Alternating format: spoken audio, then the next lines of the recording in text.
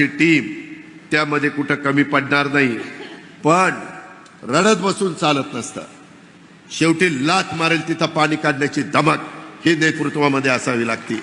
आणि त्याकरता आपण तू सारखी शिट्टी वाजवतो. मी तुला मगापासून बघितलंय, आता पोलिसाच्या ताब्यात देईल.